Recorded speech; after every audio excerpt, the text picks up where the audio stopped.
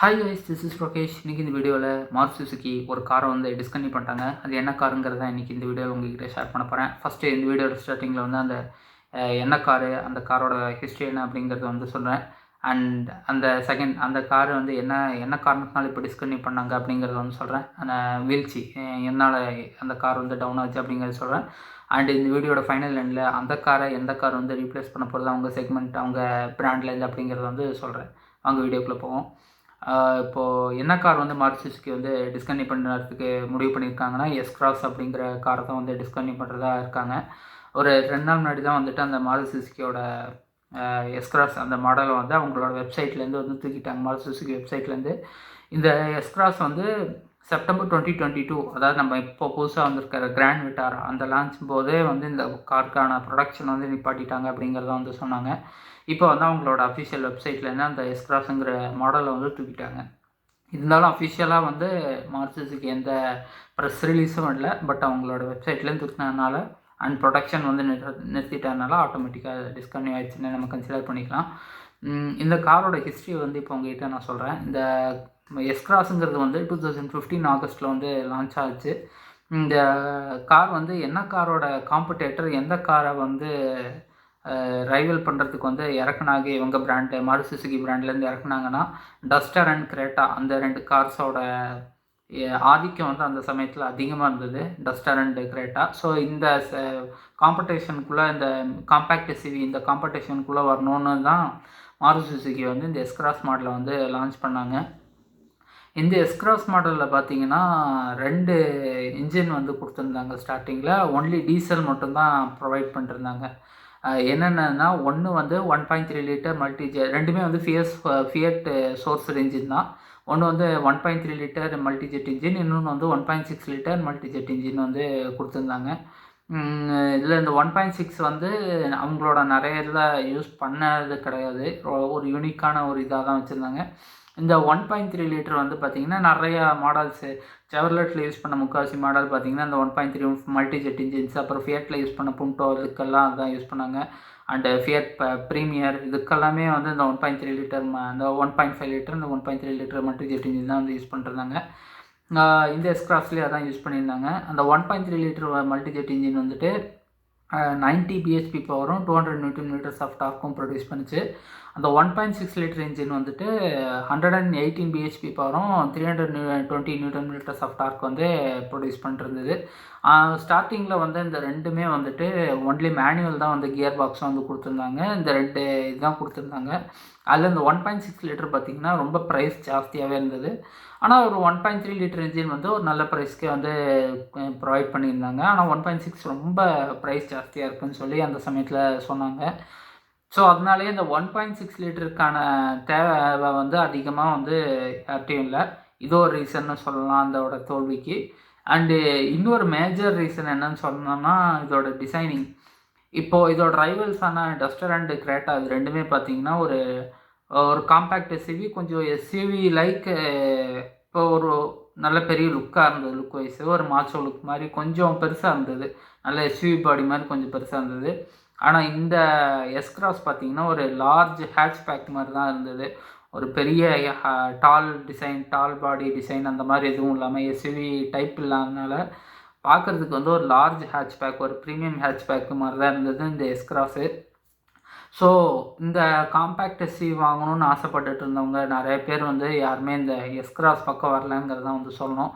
ஏன்னா இது ஒரு ஹேட்ச்பேக் லுக்கில் தான் இருக்கே தவிர ஒரு எஸ்யூவி காம்பேக்ட் எஸ்யூவி சைஸில் இல்லை அப்படின்னு சொல்லி நிறைய பேர் இந்த காரை வந்து புறக்கணிச்சிட்டாங்க. ஆனால் இந்த கார் வைஸ் பார்த்திங்கன்னா மாருதி தயாரித்ததுலேயே அது ஒரு பெஸ்ட்டு கார்னே சொல்லலாம். Seating comfort wise, ride comfort எல்லாமே சூப்பராக இருக்கும். மாருதி சுசுகி தயாரித்ததுலேயே இது ஒரு ஒன் ஆஃப் த பெஸ்ட்டுன்னு சொல்லலாம் ப்ராடக்ட்டு. ஆனால் இந்த மெயினாக வந்து இந்த கார் வந்து ஃபெயில் ஆனதுக்கு இதோட டிசைனும் இவங்க தேர்ந்தெடுத்த ரைவல்ஸ், இந்த காரோட ரைவலாக நம்ம வந்து இந்த காரை லான்ச் பண்ணணும்னு சொல்லி பண்ணது தான் வந்து இவங்களுக்கு ஒரு செட்பேக்காக வந்து இதாகிடுச்சு. அண்டு இந்த மாருதி சுசுகி ஸ்க்ராஸோட கம்ப்ளீட் லைஃப் சைக்கிளில் பார்த்திங்கன்னா ஆட்டோமேட்டிக்கே வந்து ரொம்ப வருஷமாக அவங்க ப்ரொவைட் பண்ணாமே வச்சுருந்தாங்க. அது ஒரு பெரிய டிஸ்அட்வான்டேஜாக பார்த்தாங்க. அண்ட் தென் இன்டீரியர் அந்தளவுக்கு இல்லை அப்படிங்கிறது ஒரு மிகப்பெரிய கன்சர்னாக இருந்தது. ரியர் ஏசி வென்ட்ஸ் மெயினாக இல்லை, டிசையர்லேயே ஏசி வென்ட்ஸ் வந்துடுச்சு, ஆனால் இந்த காரில் இல்லாமல் இருந்ததாக ஒரு இது சொல்லிகிட்டு இருந்தாங்க.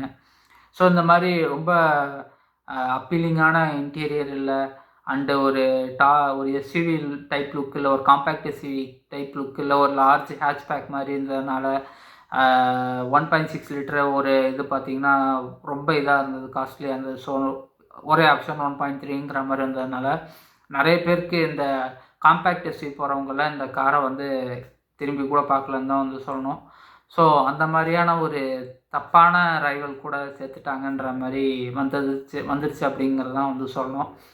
ஸோ இந்த கார் வந்து பார்த்திங்கன்னா ஒரு 2015 இந்த 2020 ஒரு 5 இயர்ஸ் கழித்து பெட்ரோல் வேரியண்ட் வந்து விட்டாங்க.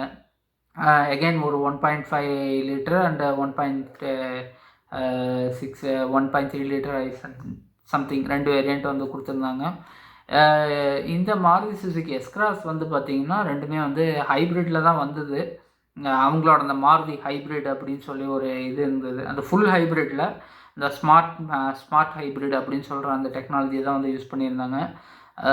இந்த 2020 இந்த BS6 வரும்போது தான் அவங்களால வந்து அந்த பழைய பெட்ரோல் K15 இன்ஜின் வந்து யூஸ் பண்ண முடியல. ஸோ அதை எப்படியோ அவங்க ஆல்ட்ரு பண்ணி அந்த டீசலில் வந்து ஆட்டோமேட்டிக்கும் இந்த இதுவும் வந்து அவங்க 2017 அந்த ஃபேஸ் லிஃப்ட்டுக்கு அப்புறம் வந்து கொடுத்துருந்தாங்க. பட் இருந்தாலுமே வந்து அவங்க எடுத்த அந்த ஆட்டோமேட்டிக்கு கொண்டு வரணும்னு எடுத்த முடிவு வந்து ரொம்ப லேட்டு அப்படின்னு வந்து சொல்லலாம். ஏன்னா அந்த சமயத்தில் எதிர்பார்த்தவங்களுக்கு வந்து கிடச்சதெல்லாம் வந்து பார்த்திங்கன்னா ஒரு 6 ஸ்பீடு மேனுவல் கியர் பாக்ஸ் மட்டும்தான் வந்து கிடச்சிது. அதுலேயும் 1.3 லிட்டருக்கு வந்து 5 ஸ்பீட் மேனுவல் கியர் பாக்ஸு, 1.6 லிட்டருக்கு வந்து 6 ஸ்பீட் கியர் பாக்ஸ் டிரான்ஸ்மிஷன்னு வந்து கொடுத்துருந்தாங்க. ஸோ இந்த ஆட்டோமேட்டிக் இல்லாதனாலும் நிறைய பேருக்கு வந்து இவ்வளோ காசு கொடுத்து எடுக்கிறோம் ஒரு ஆட்டோமேட்டிக்லேயே. அதர் ஹேண்ட் அவங்களோட ரைவல்ஸ் எல்லாம் ஆட்டோமேட்டிக் ப்ரொவைட் பண்ணுறதுனால இவங்க வந்து ப்ரொவைட் பண்ணலங்கிறதும் ஒன் ஆஃப் த ரீசன் வந்து சொல்லலாம். அட்லாஸ்ட் இந்த எஸ்கிராஸ் வந்து இந்த எஸ்கிராஸ்மே இன்னொரு SX4 அப்படிங்கிற ஒரு செடானை ரீப்ளேஸ் பண்ணி தான் வந்தது. ஒரு செடானை ஒரு 8 lakh rupees 7 lakhs அந்த செக்மெண்ட்டில் இருந்த மாருதி சுசுகியோட SX4ஓட ரீப்ளேஸ்மெண்ட் தான் இந்த எஸ்கிராஸு. கடைசியில் இந்த எஸ்கிராஸ் வந்து இப்போ பார்த்திங்கன்னா நம்ம கிராண்ட்விட்டாரா வந்து ரீப்ளேஸ் பண்ணுறதுக்கான மெயின் ரீசன் என்னன்னு பார்த்திங்கன்னா அது அந்தளவுக்கு ப்ராப்பர் சேல்ஸ் இல்லை. இந்த லைஃப் சைக்கிள்லேயே பார்த்திங்கன்னா அவங்க மொத்தமாக விற்றதே ஒரு 1.67 lakhs யூனிட்ஸ் தான் வந்து சேல் பண்ணியிருந்தாங்க. இது வந்து பார்த்திங்கன்னா மாருதிக்கு வந்து ரொம்ப ரொம்ப கம்மின்னு சொல்லலாம். ஒரு காரு செல்லராக வேணாது ஒரு நல்ல நம்பர்னு சொல்லலாம். ஆனால் காம்படேட்டிவாக அந்த அதர் பிராண்ட்ஸ் செல் பண்ணுற நம்பர்ஸ் பார்த்திங்கன்னா கம்பேர் பண்ணும்போது இந்த எஸ்கிராஸ் செல் பண்ண நம்பர் வந்து ரொம்ப ரொம்ப கம்மின்னே சொல்லலாம்.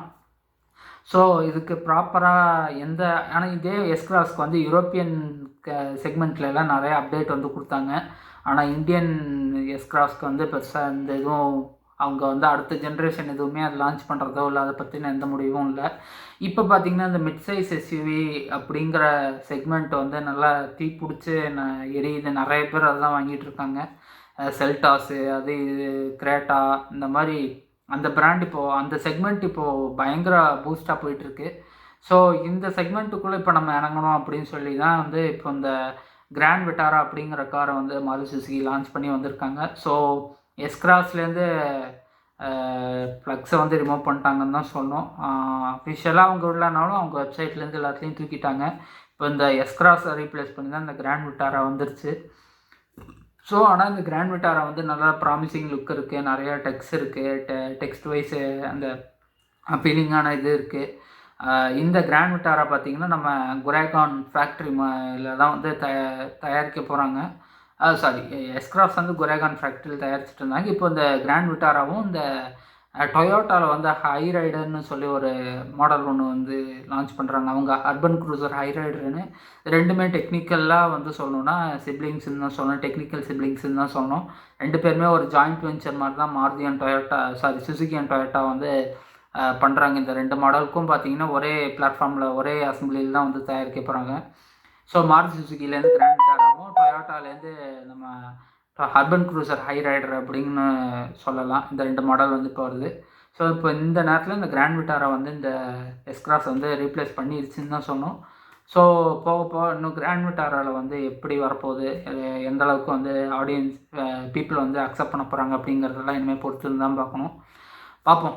ஒரு இன்னும் வேணால் ஃப்யூச்சரில் வேணால் ஸ்க்ராஸ் தேவைப்பட்டால் ஒரு நல்ல அப்டேட்டோட நல்ல அடுத்த ஜென்ரேஷனோட வரதுக்கான சான்சஸ் இருக்குது. பார்ப்போம் எப்படி பெர்ஃபார்ம் பண்ணுறாங்க, என்ன மாதிரி முடிவுகள் எடுக்கிறாங்கன்னு பார்ப்போம். இதே மாதிரி இன்னொரு இன்ஃபர்மேட்டிவான வீடியோவில் உங்களை வந்து சந்திக்கிறேன். இப்போ இந்த ஸ்க்ராஸ் டிஸ்கன்டினியூ பற்றி நீங்கள் என்ன நினைக்கிறீங்கன்னு கமெண்ட்ஸில் வந்து சொல்லுங்கள். லைக் பண்ணி ஷேர் பண்ணி சப்ஸ்கிரைப் பண்ணுங்கள்.